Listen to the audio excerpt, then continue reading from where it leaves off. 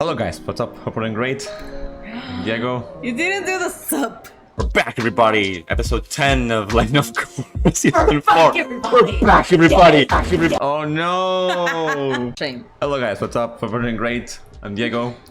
I'm Jime. And this time we're going to have the full spoiler discussion of the entire show of The Legend of Korra. The Legend of Korra has a ton of things to talk about. I really want to talk more about this, like in more videos. And before going in, yes, we just finished Legend of Korra, and after this we're going to rewatch Avatar: The Last Airbender together in this channel. That's right, we're going to react to Avatar: The Last Airbender, having now The Legend of Korra in mind, to pick up on new stuff, make connections, and well, make the universe of the Avatar complete in the channel. Also, I'm going to be reacting to the comics of Korra. Then afterwards, more Avatar comics. Don't worry, it's only the beginning, okay? Let's go. Let's go. So, let's just start off with why Korra is actually great and very underrated. Going into Legend of Korra for the first time, I wasn't expecting personally Avatar: The Last Airbender 2.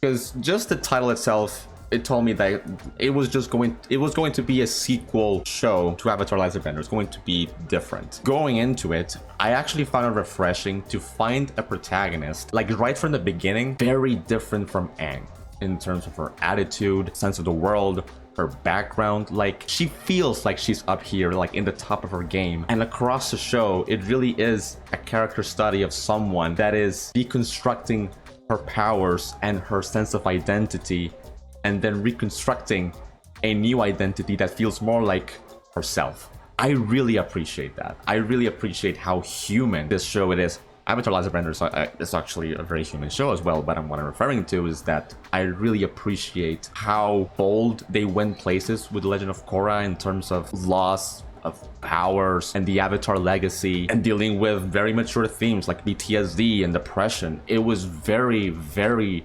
satisfying to watch. I absolutely loved that, and I felt like the world was expanding. The supporting characters were actually very refreshing. Having multiple villains really added to the world. I loved it. I watched this show, I don't know how many years ago, probably 8, 7, maybe 6 years ago. I have no idea, but it was a while ago. I just went to watch this show and without any expectation. I knew it came from Aang and all the story there, but I wasn't expecting something like that. I was expecting something different. I mean, It's a new show, it's a new story, new everything. So why would I expect something similar? And when he started watching it, I was laughing so much at the comments where it was like, oh, she's not that relatable. It's not a good show. And I'm like, why? Why do you feel like that? I feel like Korra is even more relatable than Aang to me most times. I mean, she comes with the parents and a good house, being protected and everything, and now she has to discover this world. It's not her home, her little town, it's the whole world. Of course it's scary and sometimes it breaks you down. Yes. The whole journey really gives me so much, even more than Aang most times, because they were kids and Korra's a little bit more grown up, and I was already a little bit more grown up. So I don't know, I really like this. Yeah, that's not to say like Avatar wasn't relatable, because he has very good qualities. Yes. But I felt the same with Korra. I think her emotional and personal journey resonated with me a lot more. And I think from now on, when I get to rewatch Legend of Korra, it's going to resonate me even more by years come by, because it feels a bit more mature to me and much more personal. Yes. And I really appreciate it. And I love what you said about Korra being like so protected and wanting to discover the world. It's really the spirit of someone, of a rebel, and I really appreciate that. I really love that. I felt very related to that as well. Really good. Tell me down in the comments, why do you think Korra is actually great and very underrated? Or not? Tell me down in the comments. Top 5 favorite scenes. You go ahead. You start. I don't care. So my you care. So my 5th favorite scene of Legend of Korra has to be the final scene between Amon and Tarlok in episode 12 Endgame. Adore that scene. I think I said back in the reaction to that episode that that was my favorite scene of the entire season.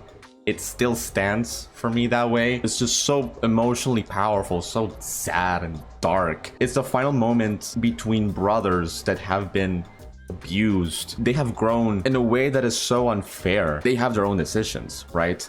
But in a lot of ways, their background with their dad really ruined them. This show really talks a lot of mature themes right from the very beginning. It's very dark. I really love that final scene with Amon specifically.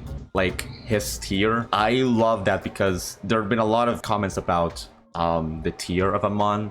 For me, it's not only like showing his final moment of humanity, a villain showing his humanity is very satisfying, but it's also Amon sensing what Tarlok is about to do. It's just so tragic. I love it. Yes. We're gonna do one? Yes. Oh my god. I don't have in a specific order, by the way. That's okay. I feel like the first one I want to talk about, it's the scene where Kavira is with the giant robot attacking the city, but it's specifically when she's attacking the boyfriend, husband, I have no idea what it was. Batar Jr. Boyfriend. I forget names and everything, as you can see.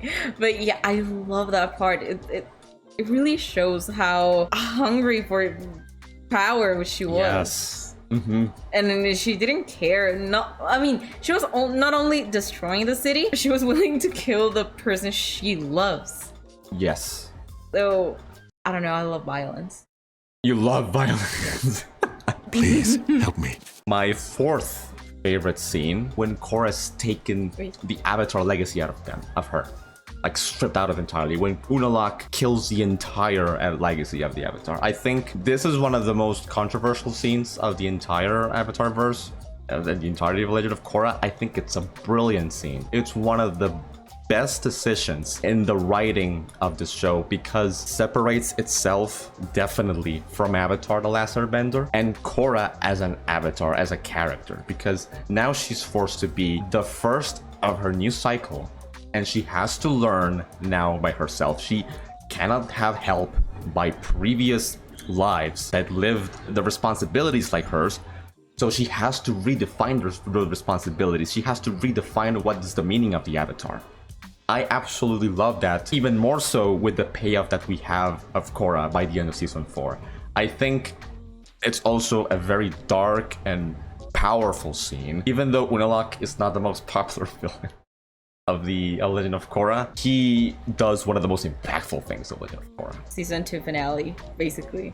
Yes. Specifically, when Korra becomes a giant blue thing. I love that scene. I love seeing her giant. I love the whole spirit, the whole journey with spirits. So when she becomes a giant blue spirit, basically, I just love that. It's like so empowering, I guess. Yes. Yes, it's very empowering. It's very powerful. And I love Janora. Janora, yes. Fully to the scene. I know a lot of people hate it. I love things people hate, apparently. Episode 5, what happened? I think you're gonna place episode 5 really high. Episode 5 is when the whole crazy drama love triangle between Korra, Molin, and Mako. Keep going. Exactly. I agree, it's a great scene. It's a great scene. I can't blame people not liking Janora coming out of nowhere. I really can't blame people not liking that. I personally love it as well. But I really love giant blue Korra just getting there and fighting. No, it's great. It's just so... It's the mesmerizing. music, it's mesmerizing. The music and all is great. What's your third one? It goes with the same theme, and it's on season 2. Rava gets with the first Avatar. Oh yes, that's so good. That's such a good scene. I mean, I love the whole those 2 episodes, but I really love that part when they get together and it's like just stay there. Yes, no, it's amazing. It's so good.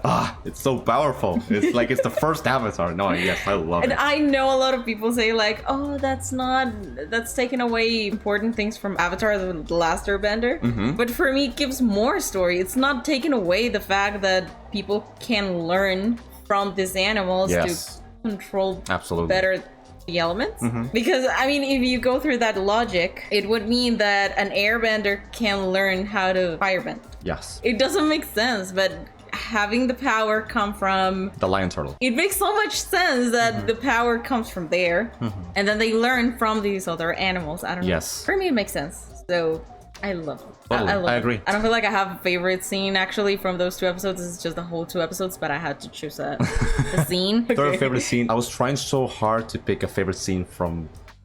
You already know it's my favorite episode of The Legend of Korra, which is Korra alone. I can choose the entire episode. The entire episode is just so consistently 10 out of 10. It's in another league for me, Korra alone. My second favorite scene has to be the very, very ending of Venom of the Red Lotus. Tenzin is giving Jinora the airbending master status. Oh.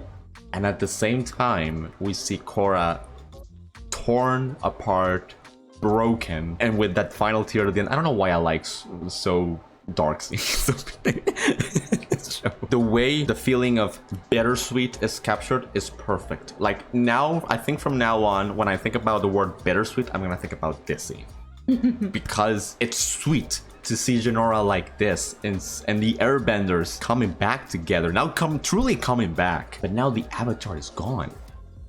Yeah. Now Korra is broken, and it's the perfect setup for season 4. I absolutely love it. I think every season of Korra has a very, very strong and satisfying ending for me. And I forgot which ones I had planned, so I'm gonna improvise.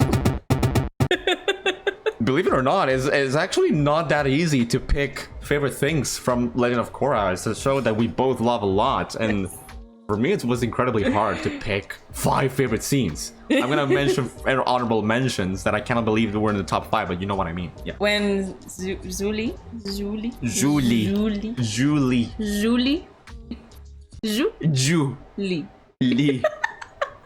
Oh my god, I can't believe they did that. Just because. When she betrays Varric. When she betrays Varric. Oh, I thought that you were going to say the opposite. When she says yes to Varric. No betrayal. Oh. I said I love violence. I'm sticking with it. Yeah, I know. Like Kuvira literally willing to kill off her boyfriend. Now the betrayal. The betrayal. Well, it wasn't a betrayal. At the end of the day. Yes, it was. She was really showing her love without actually saying something cute. It was an intelligent sacrifice. Yes. But I love the betrayal. No, actually, it's a great scene. When you know what Julie feels for Varric, it feels even more powerful. It's more interesting. It makes Julie so much more interesting as a character. That's a great scene. I love that scene. Yes, love that scene. Toph talking to Korra. Well, defeating Korra.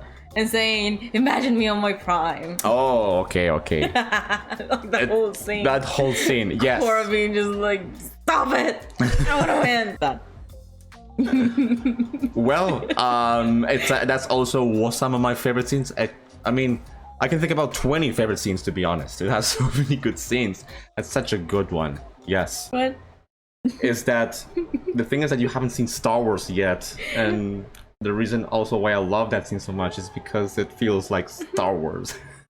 Why? Honorable mentions before I mention my favorite, because I cannot believe they didn't enter the top 5 for me. One becoming one with Rava becoming the Avatar. That's one of my favorite scenes as well. The sacrifice of Asami's dad.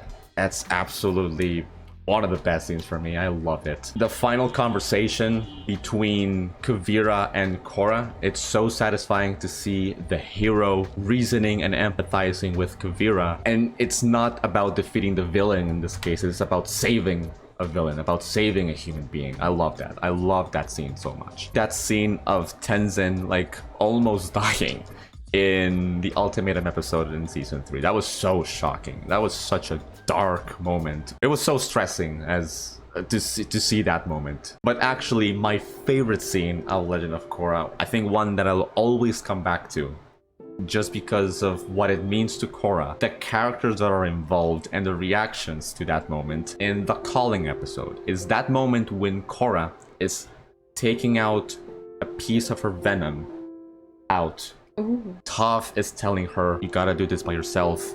Focus. And then you see the reactions of the kids. The kids love Korra. They adore Korra. They are seeing the journey of a character that is on her lowest low, trying to get back up. It's just such a powerful moment. You enter Korra's mind, like she's really messed up by what Zahir did to her. And just the entire scene, the music, the animation, and then just like the eyes glowing. And then the kids hugging Korra, and then Korra hugging Toph. It's a perfect scene. For me, it's my favorite it's my favorite moment, absolutely. And whenever I feel like down or demotivated, I think I'm always going to come back to that scene specifically. It's perfect. It's a perfect scene. Tell me down in the comments, what are your top 5 favorite scenes? Why the world of Korra actually works. Spirits and technology. You wanna go first? Yes. You really want to talk about this. Okay, to be fair, I've also seen a lot of videos from YouTube, so yeah, so some ideas come from there. But still, I believe that's true. A lot of people were complaining of why technology doesn't work that much on this show, because it was like, there's a 100-year war and there wasn't so much like technological advances and whatever. And I'm like, it actually makes so much sense to me. The Fire Nation attack. A lot of people were like, okay, we have to survive. We have to protect ourselves. And it wasn't much about, let's do better things. More like, let's just find some food and let's make things safe for our people. And let's just stay like that. We saw on Avatar, there was this character that created some machines. The one that had I believe the son that couldn't walk and like... Yes, I can't remember the entire thing, but I know who you are talking about. Yeah. Exactly. So we can see that there's a lot of potential for technological advances through the whole... just by that episode. Yes. The thing is, all that technology, the only ones that could have the power to actually do it were the Fire Nation, and they were only focusing on, we have to win this war. We have to capture the Avatar, we have to a hold of with Ba Sing Se. Yes. And with the water tribes. That was the only thing that they were focusing in. Yes. But without the war, with some kind of unity, and there had to be a lot of what Advancements. That I'm not working today. I have a cat on my lap. I'm not working. Sweetie. It went from, okay, we have to survive and we can prosper into word theme, to let's all get together and maybe we can get something better from this. Yeah. So much technology, for me, it made sense. They were all working together. It was no longer the Fire Nation, and it wasn't, we have to create weapons. It was more about, how do we make our lives easier and better. And that's the thing about Avatar Last Airbender, is like very separated.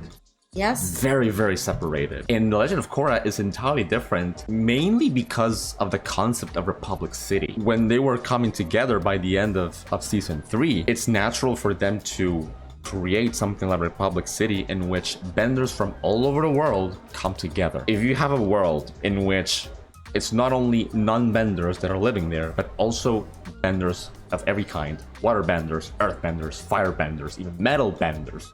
You know, come extension of other earth benders. Naturally, they're going to create and invent new things, and it's going to be its own culture. It's really the capital of the world, if you may say. Zafu can be the contender for being the most advanced part of the world of the Avatar. Culture of Zafu about modern progress, which is what Kuvira really stood for at the end. But Republic City, strong inventors like Hiroshi, or minds like Asami, Varric come into place, who are non-benders. I think it's actually very refreshing to see people like that in the Avatarverse, in the Legend of Korra. Very refreshing to see that. And in the span of 100 years, when you have benders coming together, like imagine if you have benders living in real life, the things that could be done. And also the spirits, love it.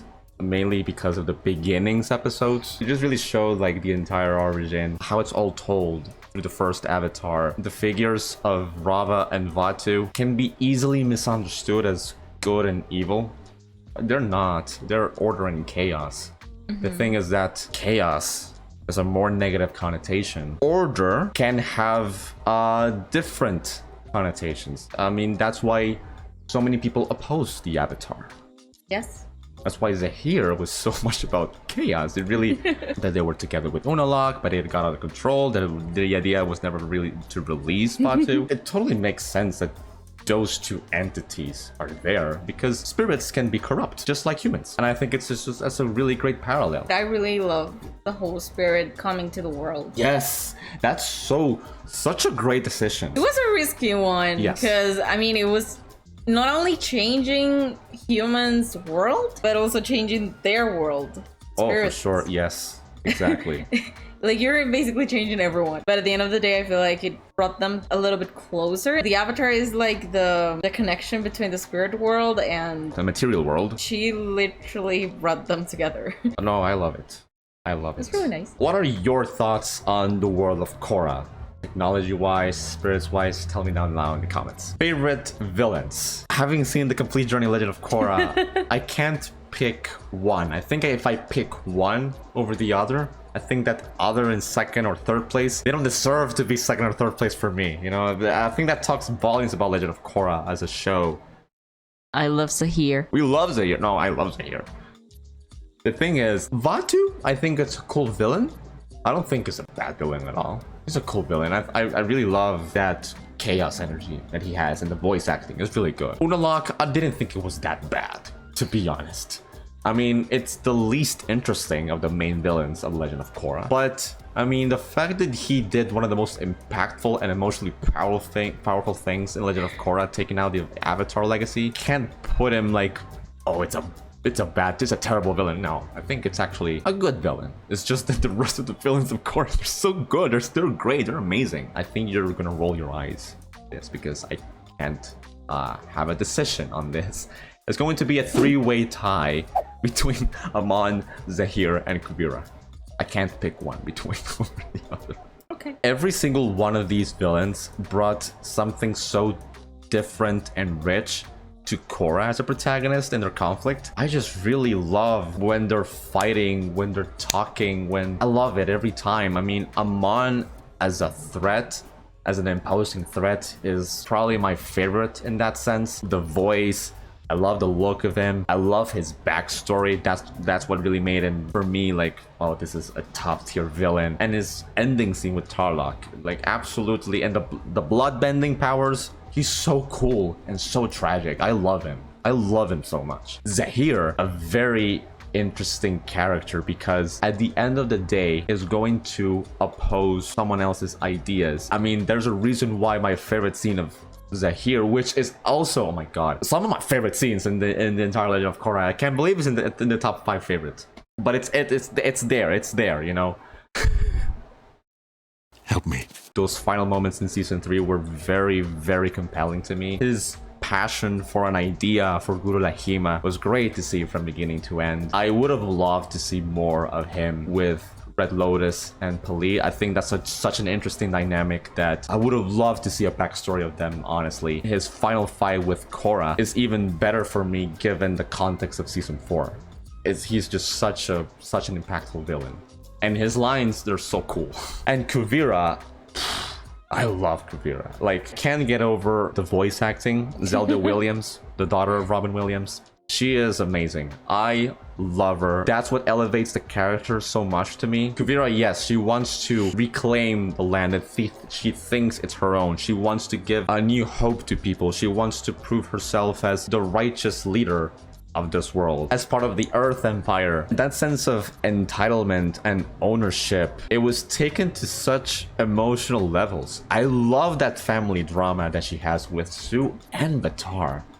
I love it. She was so disappointed at Sue, and she really wanted to stand for that idea of beacon of modern progress. Of course, she took that to an extreme, like A little bit. a little bit. Those final moments in Kuvira's Gambit episode are really impactful. She loved Batar, but she loved her ambition so much more. She was so obsessed with that ideal, because you see in that final scene in Kavira's Gambit episode that she had like that moment, like kind of mourning her boyfriend, and then with the goal. She is relentless. She's so determined. But what really makes me love her so much, and I would have loved to see her backstory. I think if had been given the backstory she deserved, she probably could have been my favorite villain, because she would have felt so complete to me. That final scene with Korra being vulnerable, emotional, talking about her parents, and it was great. It was so satisfying, because you see that there was real humanity in Kavira by the end of the day. I love it. I said it's a three-way tie, you know, between Amon, Kavira, and Zahir. But it's like, as a overall threat, it goes more about the evil actions against someone else. The antagonist is like opposing someone else, Yep. right? My favorite antagonist has to be Korra herself. That... Keep going. Here's the thing, Korra's biggest fight in this entire journey, not against Zahir, it's not against Amon, it's not against Kavira necessarily. Okay. All of those figures integrated in her head is a big obstacle for her to overcome. That's what I'm referring to, like where the whole PTSD develops, where you see the whole depression develop in the Korra Alone episode. The biggest conflict that she has is with herself. That's the hardest thing for her to overcome, and that's explored especially from episodes 1 to episode 9. Responding to that guy, I don't know who is the Avatar anymore. Like, I don't know. Okay. I don't know what you're referring to. She lost herself. She Yes. completely lost herself. Yes. Then the Korra Alone episode happened, which is my favorite episode in the entire show. How much she's struggling mentally, emotionally, psychologically. And you see the literal representation of that obstacle of herself that really is the reason why she is such in a low position in her life, which is seeing that version of herself, of Korra, when she fought Zahir. That was literally her sacrificing her life for her friends, for her family, just moments away from dying. And I love to see how she's battling with herself in Korra Alone. In the coronation episode, when Toph tells her, you still have the venom, but you have to explore it for yourself. You have to discover this for yourself. And then the calling episode happens. My favorite scene happens. She's taking out the venom. Korra is battling with herself. Korra is battling with the very idea she thought it was true to her. She thought that she was the best avatar. She thought that she's at the top of her game. That's completely destroyed for her. I get it. It's the new Korra that's trying to be reborn, trying to battle with an idea that is at the same time dead, but very much alive, to make sure this new Korra doesn't come back to her fullest form. I think that's the most impactful idea of this whole show. It's even more developed when the Battle of Zafu happens. When she's in the Avatar form, and she is battling with Kavira. And in Kavira, that's one of my favorite shots in the whole show. When Kavira like is laying down, and then she lifts up her head, and it's the face of Korra. Yes. Okay. It's such a nightmarish. That's the biggest antagonist of Korra. And I love that the way that she has to come close to a solution to this problem, because it's never going to be fully solved. It's always going to be there, but the closest healing step for her to achieve is to confront the very person that was the drop that made the glass fall, which is Zahir. That whole journey is the best part of this show, which makes me realize how much humanity and seriousness there is to the character of Korra. I absolutely love it. That's why I put Korra herself as an antagonist, not as a villain, because it's not like evil actions. It's just that Korra herself really is an obstacle for the new version of Korra that we're seeing in season 4. I never saw it like that, but I really like it. Thank you. I hope you like it as well. It's funny because I always tell him like you were so deep when you were talking about this. I'm not deep. And then I'm just like, I love Mako. Why? Because handsome. Hey, Mako, we're going to talk about Mako. No, we're not talking about Mako. Yes. Yeah, I really love that Korra analysis. I really like it. Thank you. No, I love Korra. Tell me down in the comments, what are your favorite villains or favorite antagonists in Legend of Korra? You're so passionate about this. I'm glad you like that. I'm really glad you liked it. Thank you. That was cute. that was cute. Cute. Korra wants to be the protagonist. Korra is being unbearably cute right now. I love you so much. She's letting us work.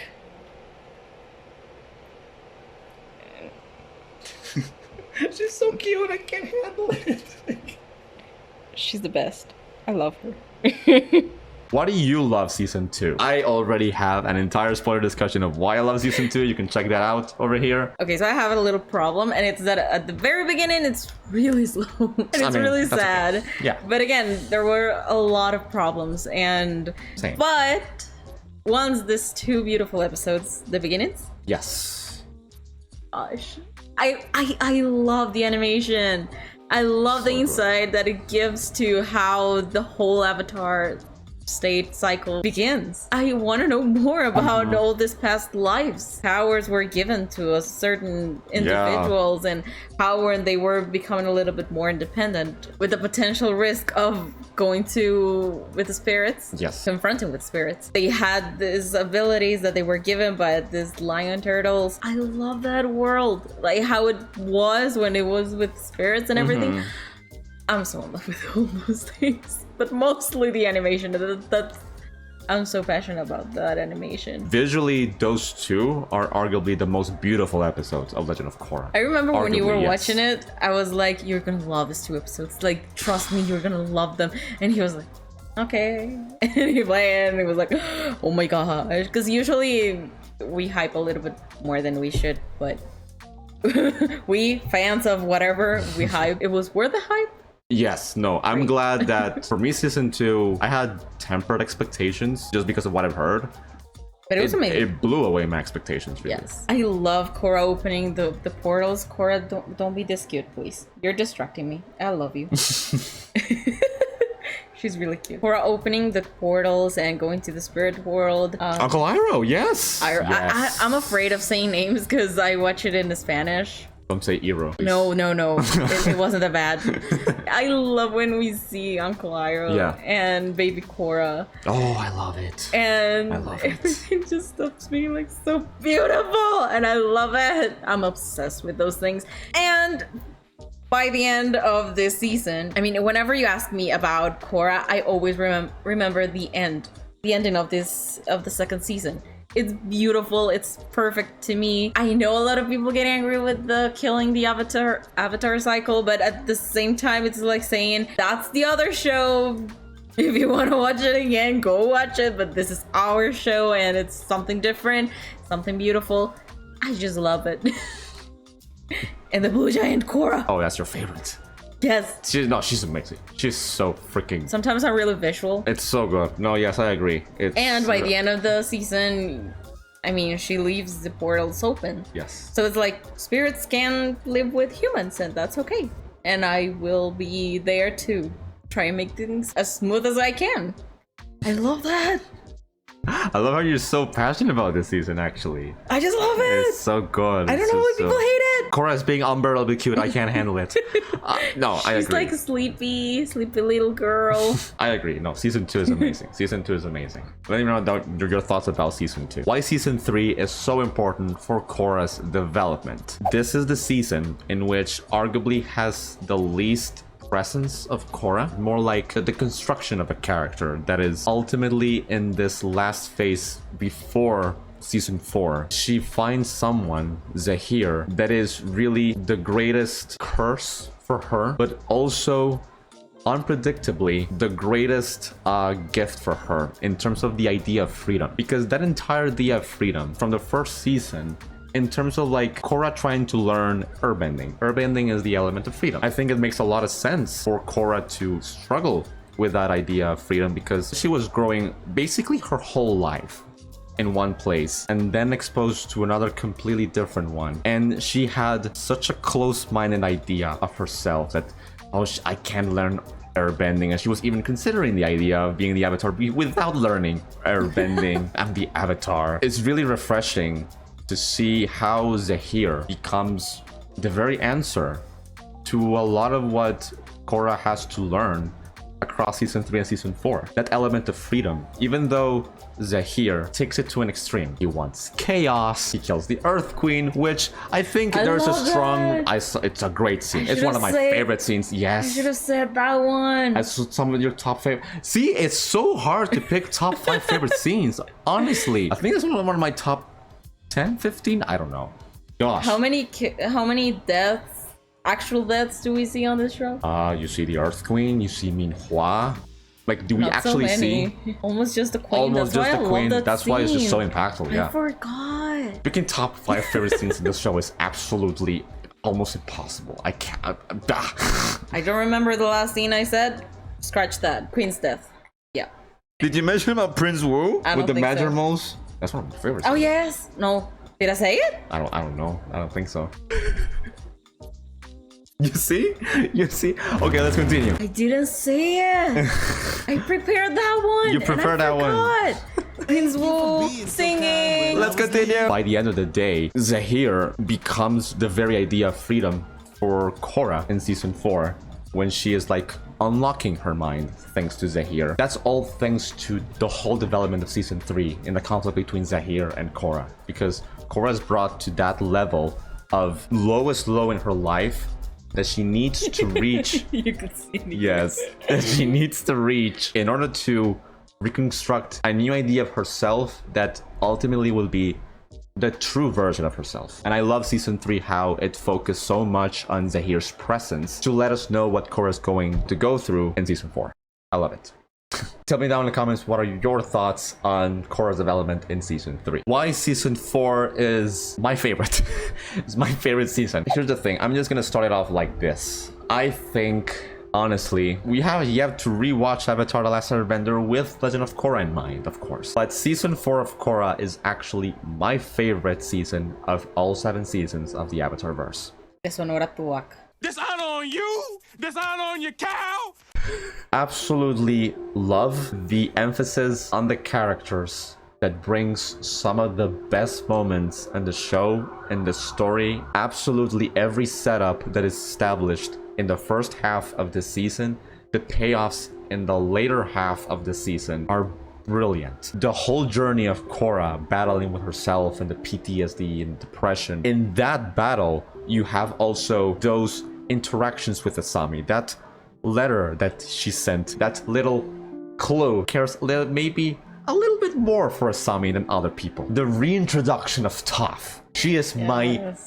Out of all the returning characters from Avatar: The Last Airbender, this is my favorite. Toph is my favorite one. The way Toph is used in this season is absolute perfection. She is introduced in the dynamic as a wise woman, but still going in her own ways with Korra. I absolutely love that dynamic. The coronation episode and the calling episode. And family drama. And the family drama in Operation Beifeng. That was perfect. Her conversations with Lin, they're just coming together to fight, how she came to save her daughters and her family. It's so good. And the essence of Toph is still there.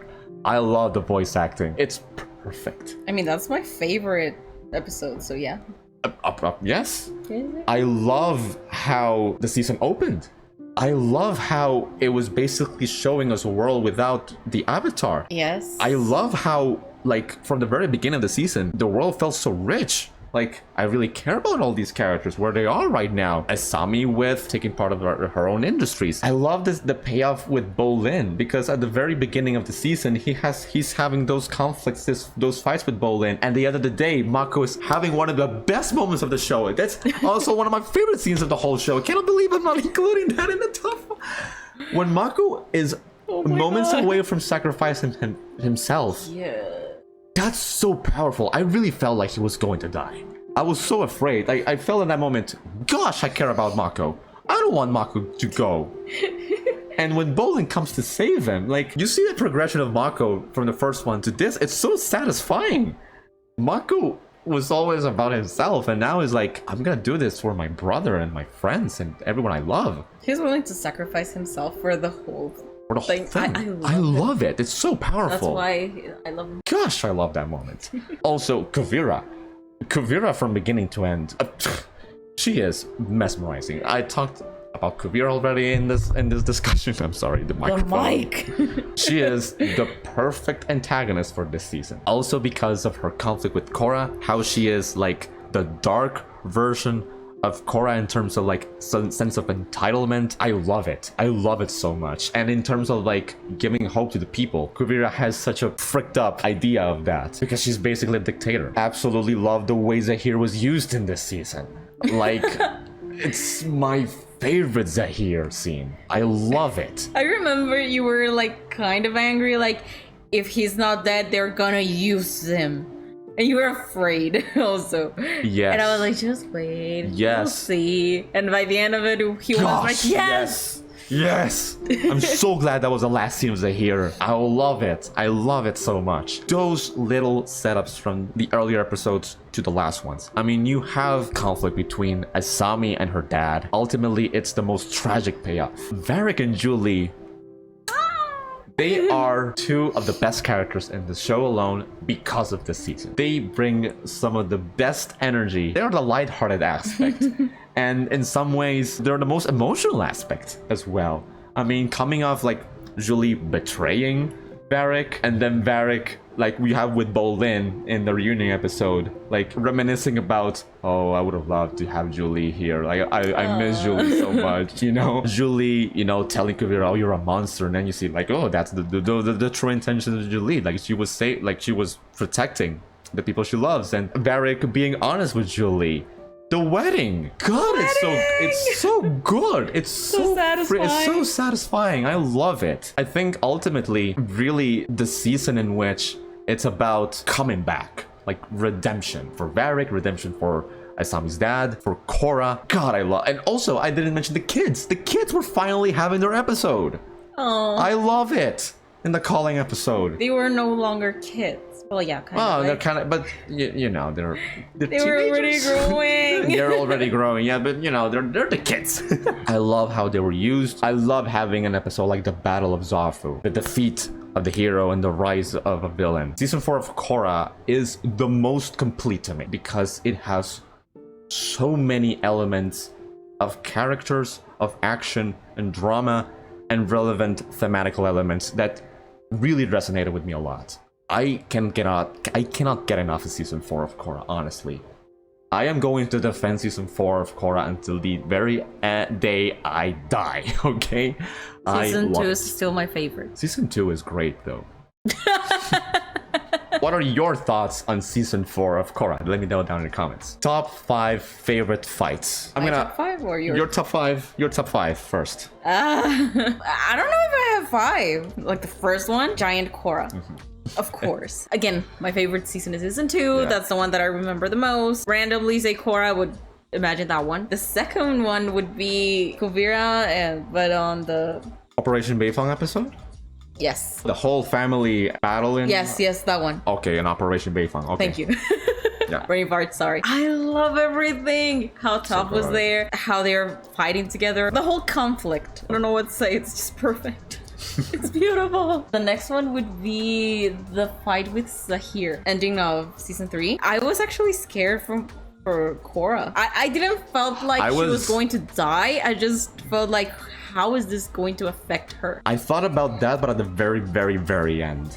Oh. When Tondrak is holding her, she's like gone for a moment. I'm like, oh my god, what happened to her? I just love the whole scene. You were mentioning parallels with the ending of Avatar: The Last Airbender. Yeah, basically It still works for me. it still works. Love it. Aang is a parallel to Zahir in the sense that they're escaping the threats, that threat being Ozai and Korra. They were all out. And I love how it has a totally different outcome. For Aang, it was positive. For Korra, it was totally negative. I really love that. That would be my favorite fight scenes. I don't care about the rest. Not that much. Oh, by the way, I do have an honorable mention. It's not my favorite fight scene. It's just like, for me, it's really funny. And it's when the kid, Milo, said like, oh, I have an idea. And they grabbed this paint and just threw at the windows. It's part of a fight scene, but it's not exactly the whole fight scene that I But it was one of my favorite parts of the fight, of course. Milo yes. was so intelligent. That would be it. Awesome. Top 5 favorite fights. I think 5th favorite, the battle between Giant Korra and Unalaq with Batu. I love that scene. That whole thing. I love the music especially. I love how bigger than life it feels. It really feels like the new order of the Avatar cycle. Okay. I absolutely love that. Number 4, the one between Su and Kuvira in Operation Beifong, is super short, is super intense, but god, it feels so personal, and the adrenaline and the creativity with the bending and stuff, transforming the metal into her armor. I get chills every time. It's so cool. You see how precise Kuvira is? The rage in Su against Kuvira, it's so good. God, it's so memorable. My third favorite fight scene, it would be the one between Tenzin and Zahir in the Ultimatum episode in season 3. I love that. It's so intense. One of the most dramatic episodes of the whole show. And it's Tenzin standing for Korra. When they're fighting as airbenders, it's just so beautiful. And we've never seen airbenders fight before, I think. Like that? It's so intense. Not really. Not really. Because we didn't have much. We didn't have even an airbending villain. Exactly. I love that whole scene. And I love how it was so dramatic. Tenzin was moments away from dying. That's an amazing scene. My second favorite one is Zahir versus Korra. Absolutely love that scene. And my favorite fight scene, the ultimate defeat of Korra, well, not the ultimate, but one of the bigger ones, is the battle between Kuvira and Korra in the Battle of Zafu. That's my favorite one. I love how drawn out it is. I love the music. It's so somber. It's not triumphant at all. It really feels like it's a hero fallen. It's a fallen hero against the rising villain. And I love those last moments of Kuvira, you know, with the face of Korra. It's amazing. That is my favorite fight scene in the whole show. What are your top 5 favorite scenes? Tell me down in the comments. Top 5 favorite lines, it would be the following ones. The greatest change one from Aang, we are bonded forever. I am the solution from Amon. Let go your earthly tether, enter the void, empty and become wind by Zahir. And my favorite one has to be the one from Barrick. Will you do the thing for the rest of our lives? It's perfect. It's like the thing. Like, there was so much about the thing, and then season 4 has the best payoff of that line. It's the best payoff of that line. I love it so much. For me, it would be respect the brooch. I can't believe I should have expected that from respect the bro. Prince Wu really has to be one of your favorite characters. Ooh. I mean, totally, yes. The other one would be when everyone's getting away and Toph says like, you give metal benders a bad name. oh yes, that's so good. We're bonded forever. I don't remember the exact lines, but the idea. And of course, you stole it from me. Do the thing. Do the thing, but it's do the thing. Yes. I didn't read it. I didn't read your lines, so it was surprise. But this one is, will you do the thing for the rest of our lives? You know. But I mean, every single time he says about do the thing, including that one. Well, we share really a favorite line, really. That's do the good. thing. That's good. That's great. What are your top 5 favorite lines? Tell me down in the comments. Top 5 favorite characters. What are your top 5 favorite characters? From the bottom to the top, it would From be bottom to top. Asami. Oh! Asami? Yes. That's so good, yes. I love her. I love the whole journey she goes through. She loses everything, and then at the end, it's so beautiful. It's so beautiful. I love it. Next one, it would be Prince Wu. I really want some love for Prince Wu in the comments. Please share it with Jime. Then it would be Varric. Yes. Yes, it's so good. Yeah, no. He's an amazing character. Then Julie. Julie. She's the best. Julie's the best. Honorable mention, it would be the grandma. Oh yeah, of course. No, she's so lovely. She's so adorable. I love her. She's so funny. Do you remember Mako just like punch in Prince Wu and be like, no? And that's in the Remembrances episode, the recap episode. I love that moment. Anything with her, I love her. And number 1, Mako.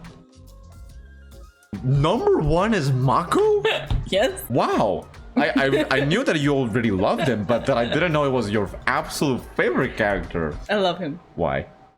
He's so handsome. No, to be fair. The character has a nice redemption arc. Yes, yes. Absolutely, yeah. He stops being trash. Look, one of my favorite moments from Mako actually is in the Remembrances episode when he is like remembering all that stuff with Korra and that he actually sees her as an inspiration. I really appreciated that. He has some of the coolest moments in the show. I mean, electrocuting Minhua, that sacrifice scene in the Last Stand episode. I really like Mako. And that's why I love him. Now your top 5. My top 5. I'm not gonna include any villains or antagonists because I mean I already gave them the spotlight. I want to give the spotlight to other characters. Number 5 is Lin. I love Lin. Ooh. Yes. Okay. Her character, I mean, arguably my favorite character of the Beifangs is really as Toph, but I'm not gonna include Toph just because she already existed as a character before Legend of Korra. But Lin, in season 1, she has some of the best moments when Amon takes out her bending, and that came after she was willing to sacrifice herself for Tenzin and the cause, and they were escaping. It was such a powerful moment. I missed her in season 2. I honestly missed her in season 2. And then season 3 and 4 with that whole family drama with Sue and Family those flashbacks drama. with Toph, and then interacting with Toph. And she's a hero. She's one of the most heroic characters in the whole show. I love her so much. Number 4, Varric. I love Varric so much. I love that he's a filmmaker. Okay, I get it. Yes, Yeah. and he's like so over the top. I love that from the beginning he was so like ambiguous in his goals, and he was like antagonizing Mako and Asami and going his own way. I love that. That was a great twist for me, and I love how he's used in season 4 with Julie being part of the Earth Empire. Those interactions with Bolin, he has some of the best comedy, some of the best emotional moments. There's some of the best moments in the show, honestly. And personally, I loved that scene in the recap episode when he's twisting the story. I love that. That's Varric. That's Yes. Varric. I love it. Number 3 is Julie.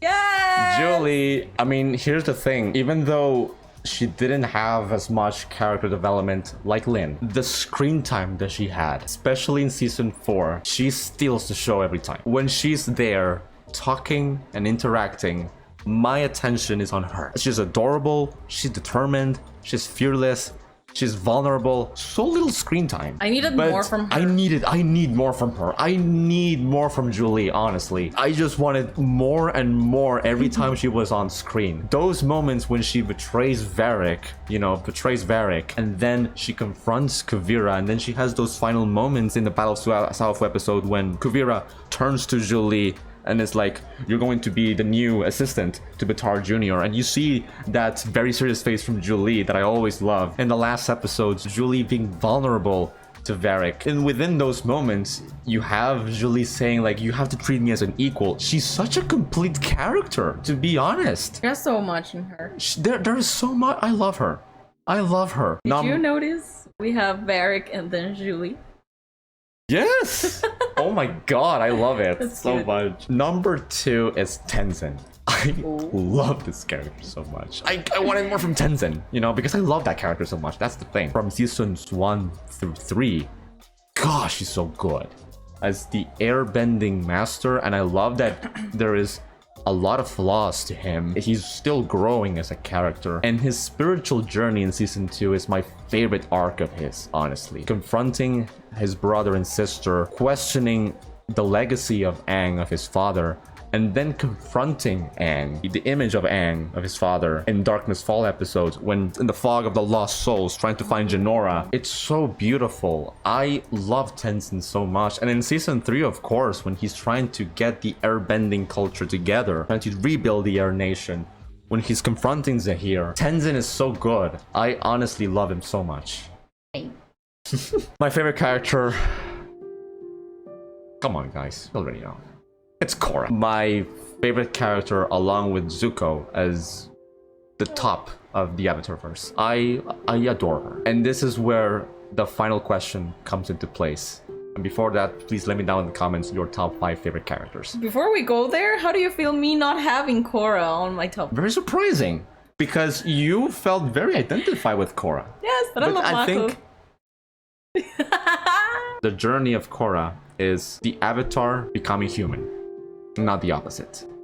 Yeah. It is one of the most beautiful journeys I've ever seen from a main character. Her entire journey from seasons 1 through 4 is what connects all 4 seasons together. In the first season, her sense of identity is just so like she thinks like nobody can defeat me, and then the threat of Amon comes into place, and then the very idea of her powers being taken away leads to the idea of her taking away her life. That's a very dark theme just from the very start of the show. Then completely losing the Avatar legacy, the lives that she could interact with, and therefore she has a responsibility to redefine herself. And that process begins in season 3 when she's brought to a new low by the end of the season. Season 4 is that entire payoff that is so satisfying to see coming off from seasons 1 to 3, because seasons 1 through 3, they happen within a year.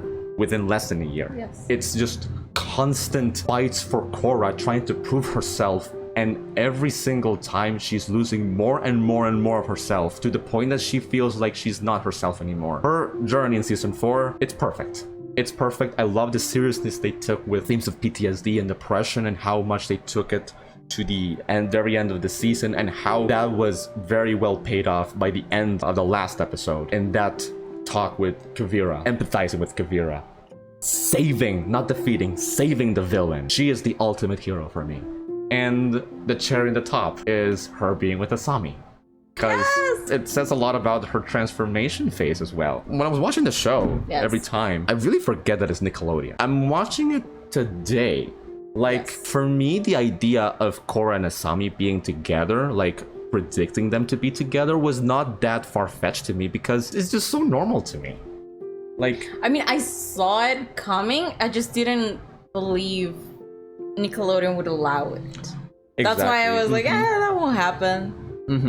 But then it was like, oh my god, the ending? Yes. Pleasantly surprised. No, I was still surprised that That actually happened. I was so happy. You see the reaction. I was so happy when that happened, and I just love that Korra and Asami are there for each other.